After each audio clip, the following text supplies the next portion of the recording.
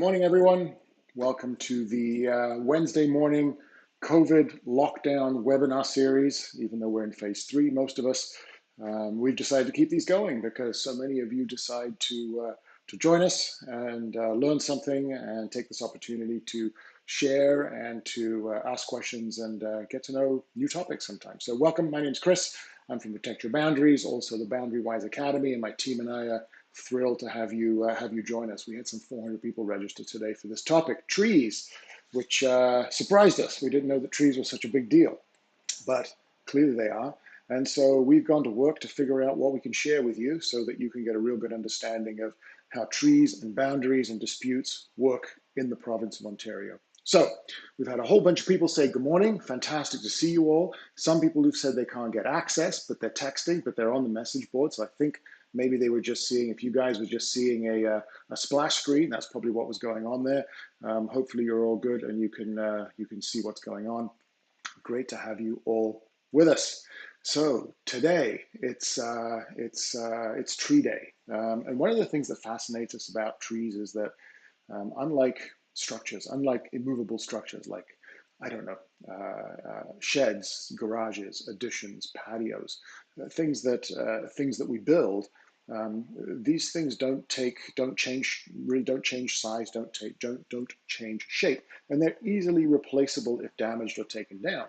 Trees, on the other hand, take decades to grow, and if you've got a fully mature tree that's 30 or 40 or 50 years old, and you cut it down, the implications of replacement and damage and injury to those who value it are fairly significant. And so trees become a much hotter topic, and also, as a result, get municipalities in the province involved to a greater extent. So let me minimize me here, and let's get back to the screens. And the title of today is who owns that tree? So when we talk about who owns that tree, really what we're asking is, when something goes wrong, whose responsibility is it to fix? So I'm going to take one quick pause here and make sure that everyone is with us. Dave Embleton, has it started? I'm still on the waiting screen. Yes, it has. I think you guys are figuring yourselves out over there. Don't forget, we're recording this. It's on YouTube, so don't panic if you missed some of it. If you're joining us late, don't panic. You can always catch it on the replay on YouTube. So, who owns that tree? Here's what we're going to cover today. We're going to sort of focus in on 4 specific problems, 4 examples that demonstrate the kind of issues that we hear about at Protect Your Boundaries all the time. Then we're going to talk about, when is a tree a boundary tree? And boundary tree is a term that I want you to get familiar with. Through this you will, and you'll understand how it's defined. We're then going to talk about who's responsible for either maintaining the tree, damage caused by the tree, removing the tree, all of those things. Then we're going to talk about resolving tree disputes. How do we go about resolving tree disputes? How are tree disputes resolved? And key questions answered at the end, and then a quick run through the Boundary Academy, and we should be done in 30 minutes or so. If we run a little longer, it's because this is a really heavy topic, but we've tried to keep it succinct. Understand that in the Boundary Wise Academy, we are producing a full-length version of this that really goes into a ton of detail. So treat this as just a high-level overview just to get you oriented to the topic. And then from there, if you want more, join up in the Boundary Wise Academy and you'll get much more detail. So let's take a look now. Let's get started. Let's go through a few examples. There's some amazing pictures on the internet, right? Here's a tree. Here's a tree. And let's assume in these examples that the fence is actually the property line. Let's just make that assumption, okay? The fence is just showing us where the property line is. So here's a tree that was planted on the other side of the boundary and clearly is now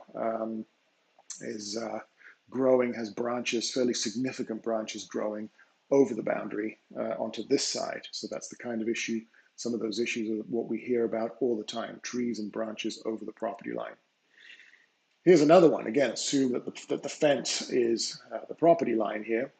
This is part of the tree trunk over the property line. This thing has grown. It amazes me. Doesn't it amaze you when people plant a line of maple trees, little tiny maple saplings or oak saplings, just a couple of inches in on their property line? What do you think is going to happen, right? It's not going to stay that size.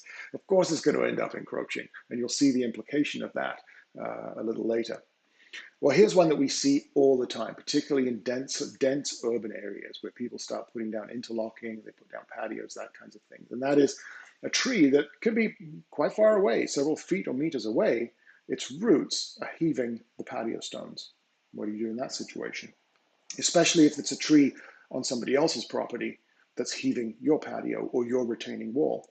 And of course, the retaining wall, this is a bit of an extreme example, but we see this all the time. Tree roots heaving or cracking or tilting retaining walls. And those of you who were with us last week will remember all the rules and regulations and everything else we talked about with retaining walls. So these are the kind of situations we see all the time, questions that we're getting all the time, and we know you do as well. So hopefully we're going to arm you with some information, some knowledge, some process, so that you can answer these questions when they come up with your clients. So let's just recap these. The tree is on the boundary. Some of the kinds of issues that we see. The tree is on the boundary. One neighbor wants to remove it. The other one doesn't. What do you do? Right? You're the neighbor. You want it removed. The other side doesn't want, your neighbor doesn't want it removed. How do you resolve this? A neighbor's tree roots are interfering with my patio, my wall, my fence, my pool, my grass, whatever the case may be. But it's a neighbor's tree whose roots or branches are interfering with some aspect of my property. I had a conversation with a friend of mine yesterday who was saying their neighbor's tree has grown so large that its branches now actually rest on his roof, and the squirrels are running around and the animals are getting up onto his roof and all over the roof, and it's causing it's mayhem for him. So he wants to cut those branches down. The question is he allowed to? Can he? What happens if he does? Does he need permission? All those things. That's number 3. And finally, I've got a tree on my property. Can I just cut it down?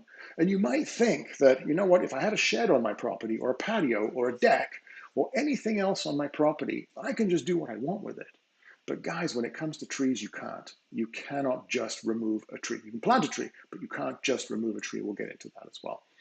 So let's talk about trees, and specifically the anatomy of a boundary tree. I want you guys to get really familiar with the term boundary tree, because when you're speaking with a client and they say, I've got a tree, an issue, neighbor's tree, you're going to be thinking to yourself, is it a boundary tree or is it not a boundary tree?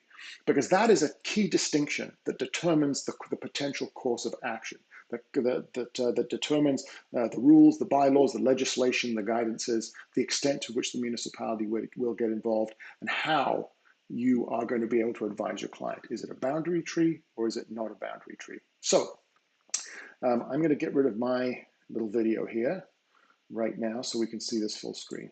Okay, here we go. So is it a boundary? Is it a boundary, the anatomy of a boundary tree? This is called the branch collar. We're looking at the tree trunk, and we're looking at the point at which the branch that's closest to the offending branch, let's call it, the branch that's maybe closest to the boundary, the point at which it comes off the trunk, that's called the branch collar. And the branch collar line is the bottom of that. So it's almost like the armpit, that's for want of a better term, of that particular branch. That's the branch collar line, okay? So that's an important term. And on this diagram, that's kind of where it might be. That's your branch collar line. You got that? Same thing at the other end. There's the bottom of the tree, and there's something called the root collar line. And the root collar line is the line around the tree where the roots, the main roots, attach to or come off the main trunk.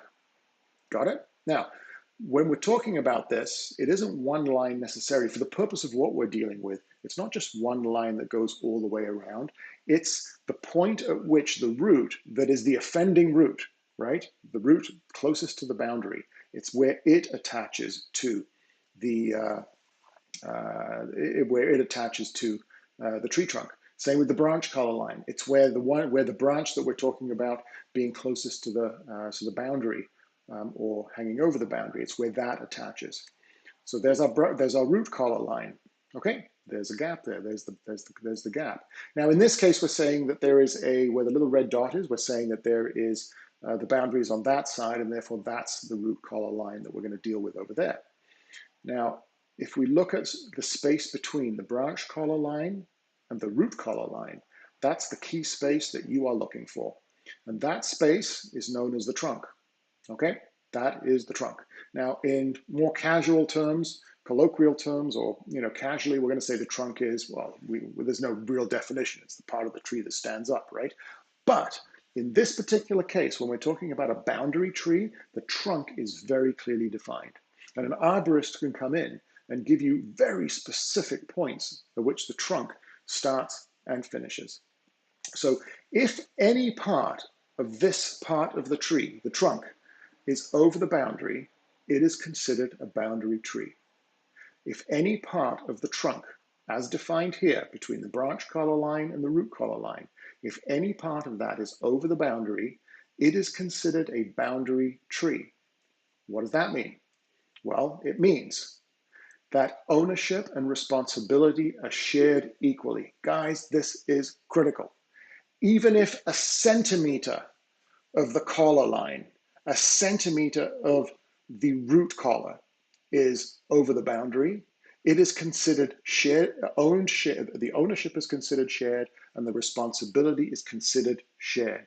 So if you go and plant a maple tree 2 feet in on your property, and 25 years later, part of the root collar is over on the neighbor's property, even by a centimeter, that is no longer your tree that you can do whatever you want with. It is something that is now jointly owned, and both of you have equal responsibility. So just to reiterate, if any part of the trunk is over the boundary, it's a boundary tree. Ownership and responsibility are shared equally. If none of the trunk is over the boundary, it is not a boundary tree. It's just a privately owned tree. And ownership and responsibility rest with the property owner whose property the whole trunk is on, regardless of where the canopy is and regardless of where the roots go. Okay, that's a really important definition for you to get your arms around. Now, who are the experts that are going to help you with all this stuff? Well, you and your neighbor, or your client and their neighbor, can go out and they can start they can start looking at the tree and poking around and trying to figure out exactly where the root collar is, and having arguments about where the root collar and where the branch collar are. But an arborist will tell you exactly where those are on the boundary side that you're interested in. And if you do get an arborist involved, have them actually mark it on the ground or on the tree. Now, something that I didn't realize is that root collar that we're talking about that comes off the main trunk, that can sometimes be underground. It doesn't have to be above ground. Key point here. So you might have a root that is heaving your neighbor's patio, and the root collar that attaches, and you can say, well, no, the tree's over here. It's nowhere near, it's a foot in on my property. It's nowhere near the property line. The root collar underneath may be, though, and it may be underground. It doesn't have to be overground. So the arborist will examine it and tell you exactly where the root collar is. The surveyor will tell you where the boundary is. And if the arborist has marked where the root collar is, the surveyor will be able to show that on a survey plan for you, so you can see exactly where that is relative to the boundary.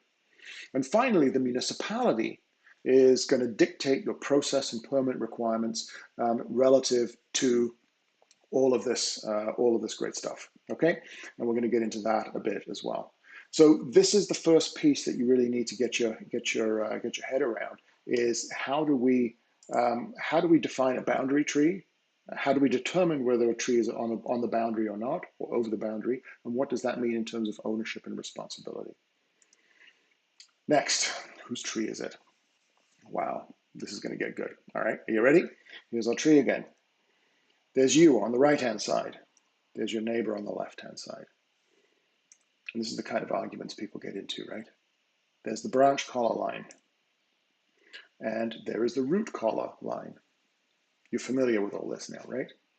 So we're going to ask ourselves, we've got a dispute between the two neighbors. Somebody saying, oh, your tree is on my property, the roots heaving, whatever the case may be. One neighbor, you're saying, I would remove the tree, it's all on my side. The neighbor's saying, oh, no, you can't do that, it's partly my tree.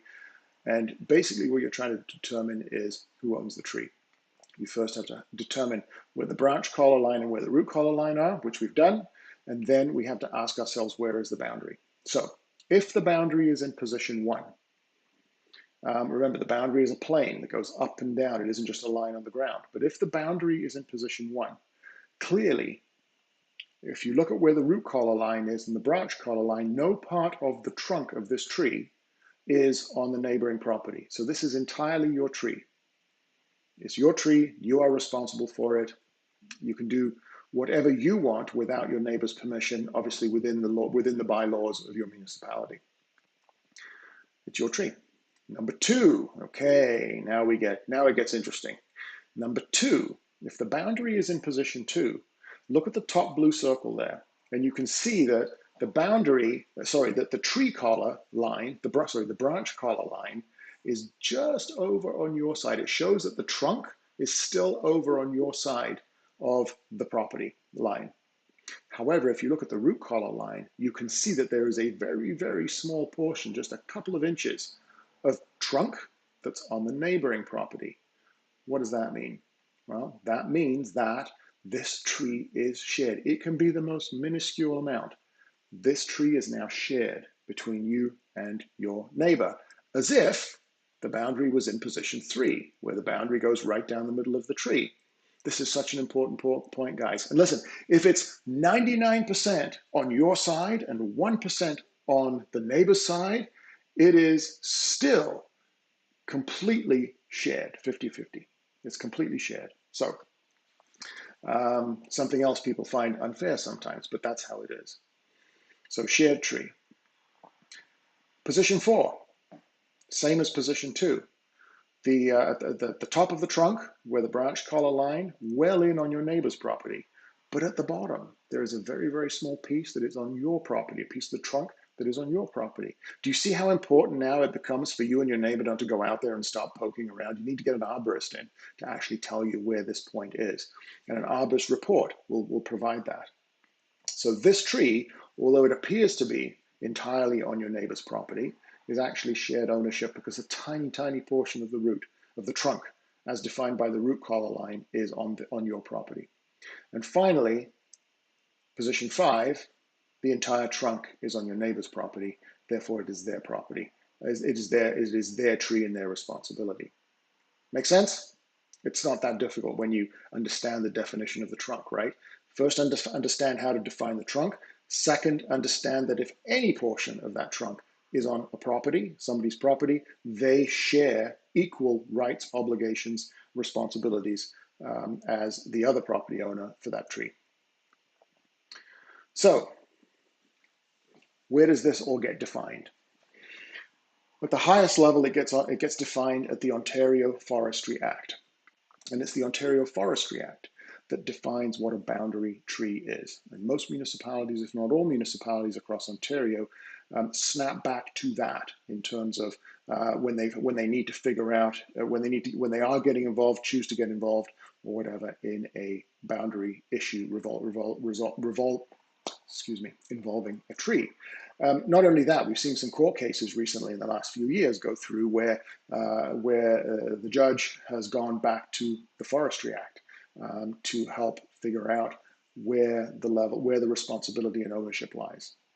And the Ontario Forestry Act, not only does it define what a boundary tree is, but it also dictates that you can't cut a boundary tree down unless both parties have consented. You cannot cut a boundary tree down without both parties consenting. Even if it's just a centimeter of the trunk that's on the neighbor's property, you cannot cut it down if they haven't provided written consent.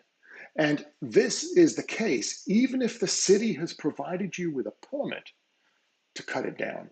You still have to get their consent to do so. Now, there are some situations, obviously we're speaking in generalities here. There are some situations where the municipality will get involved and all these kinds of things. But generally speaking, the Ontario Forestry Act says you cannot cut a boundary tree down unless both parties consent. And there was a fairly significant court case, which we're going to link to in the Boundary Wise Academy for you, where somebody actually had a permit to remove a boundary tree from the municipality in the city of Toronto. They had the permit. They sat on the permit for 3 years for some reason. Then they cut the tree down. Well, the neighbor didn't want the tree down, hadn't provided consent. This went to court, and the judge ultimately ruled on the side of the person who, not the person who cut the tree down, who had the permit, but the other person, saying basically, you know what, you can't cut that down without the consent of the neighboring party. So it is messy. But basically, and at the highest level, the Ontario Forestry Act, this is what it states. Guys, we're going to get to questions over here in a second, okay? So We'll get to those in just a second. So boundary trees in the municipality. You've got the Ontario Forestry Act. Now you've got the bylaws, the rules and regulations at the municipal level. And every municipality in Ontario has a slightly different way of dealing with your desire to cut a tree down, deal with a boundary, deal with a boundary tree, deal with a private tree, remove it, resolve a dispute, and all of these things. So with private boundary trees, I'm saying private boundary trees because public boundary trees are a different thing. Private boundary trees are trees that are on the boundary between you and your neighbor, two parcels of private property. A public boundary tree is a boundary tree that is partly on your property and partly on public property. So that's dealt with differently in every municipality. Basically, don't touch it is the rule there. So private boundary trees, there are bylaws at the municipal level, bylaws that govern the removal of boundary trees, and those bylaws can include applications, permits, fees, inspections, and every municipality deals with them slightly differently. There's process to determine the status of ownership. And if you go to the city of Toronto, I was astonished, phenomenally detailed process. There are people who will come out from the city, bylaw officers who will come out with an expertise in this to give you and your neighbor a determination on the ownership of a tree. It's a fantastic service, right? Clearly it's a big problem in Toronto. Most municipalities don't go that far, but every municipality will tell you, here's the process by which we want you to follow to determine the status of ownership. Some say, like Ottawa, says, it's a civil matter. Don't get us involved. It's a civil matter, unless it's a public tree that we're responsible for, in which case, watch out, don't touch it. Okay, and then there are rules that dictate how you deal with a dispute relating to boundary trees. And it's, again, in some cases it's don't bother us, it's nothing to do with us. It's in other cases it's go get a survey, go get an arborist report, bring your consent from your neighbor or not, and we'll tell you how you go about doing it. Oftentimes it's go get a lawyer, figure it out yourselves. Other times it's no, we have a process by which we can get involved. And with private trees, so these are trees. So up until now we talked about boundary trees. With private trees, on the other hand, with private trees, which are trees that are wholly owned by you, there are still bylaws that govern what you can and cannot remove. Please do not allow your client to fall into the trap of thinking, this is no different from my shed, I can just take it down if I want. It's not. Ownership is trumped by the municipality's desire and mandate to protect the urban forest. And so the municipality will tell you exactly what you can and cannot cut down and why that is the case, and what the dimensions are, the diameters of trees, and what you have to replace them with, what sort of permits you have to get, what applications you have to put in, what sort of fees you have to pay. So there is process dictating how you get permission to do so at the municipal level. Got it? Not too complicated, right? It's just a lot of process to deal with.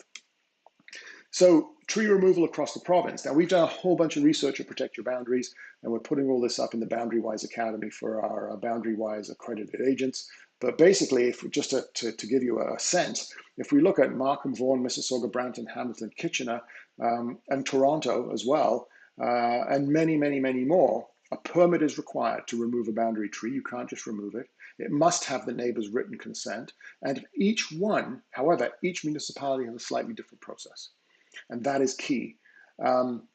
Ottawa says it's a civil matter. If it's nothing to do with public property, if it's nothing to do with a tree that they have jurisdiction over, it's a civil matter. You have to follow the Forestry Act guidelines, except for if it's a tree that has a 50-centimeter diameter, in which case it's determined to be a distinctive tree, and then the municipality, the city of Ottawa, does get involved, and their bylaws and rules do have effect. So you can see how each municipality, based on the density of their population and the housing and everything else, and the nature of their urban forest, they have created a set of rules and regulations to provide the kind of protection that they feel is required to make sure people don't just start clear cutting the entire city. So if you want more on this stuff, join up on the Boundary Wise Academy. We'll be giving you a lot more of this kind of research on this side of things. Okay. Now, key questions answered. We're almost at the end of this, guys. Key questions answered. In all of this, the first question that always comes up is who owns the tree? Well, now we know.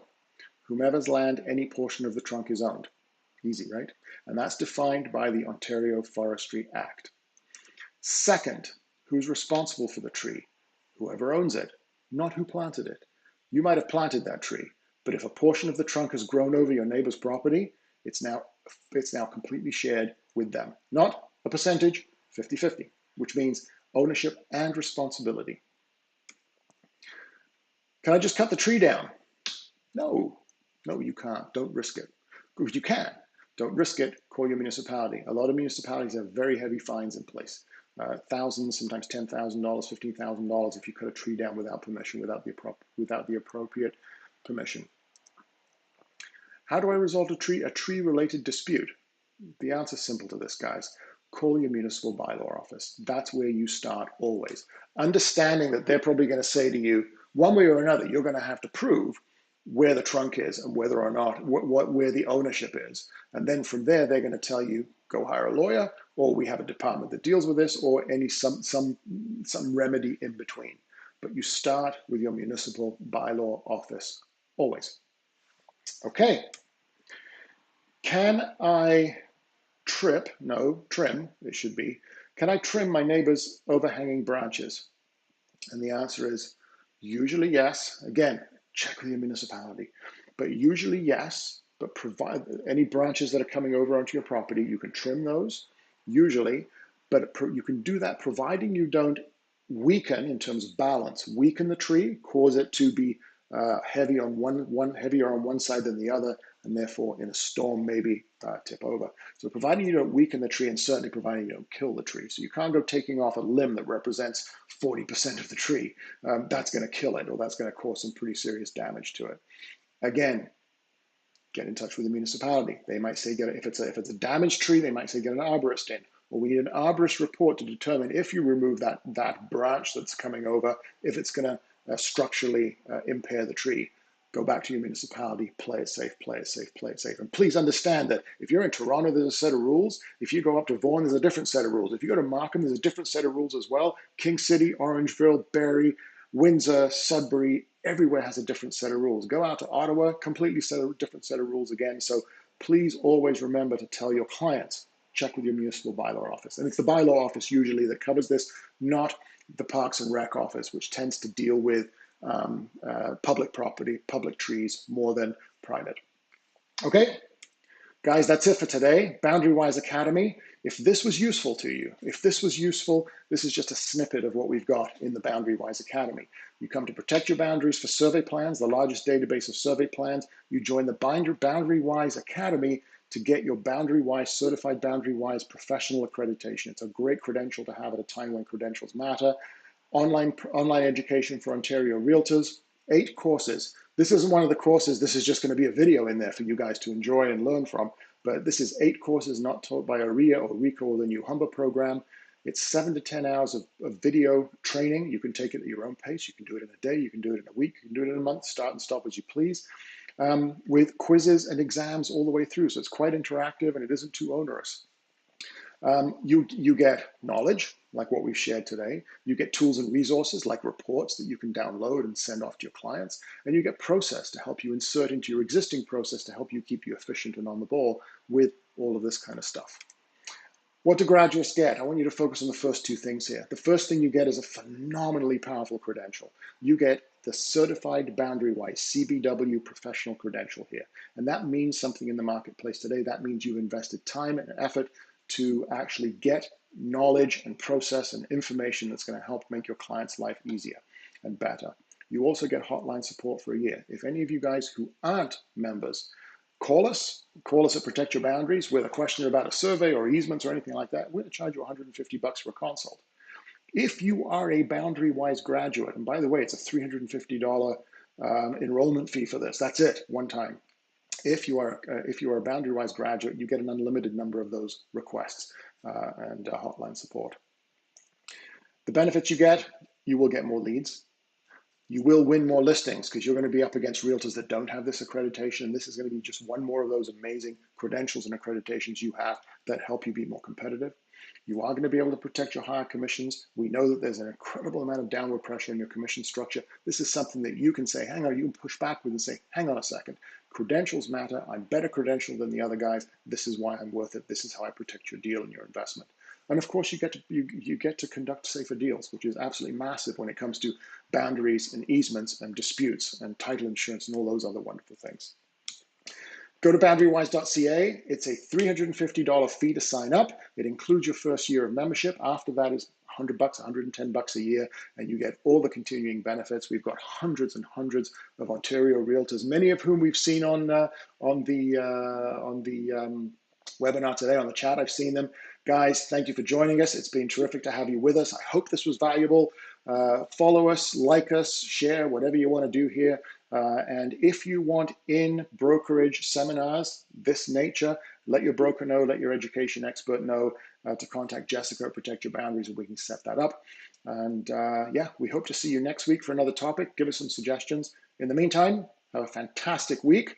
The weather has cooled a little bit, which is good. Have a great week. Stay positive, stay productive, and we will see you next time. Bye, everyone.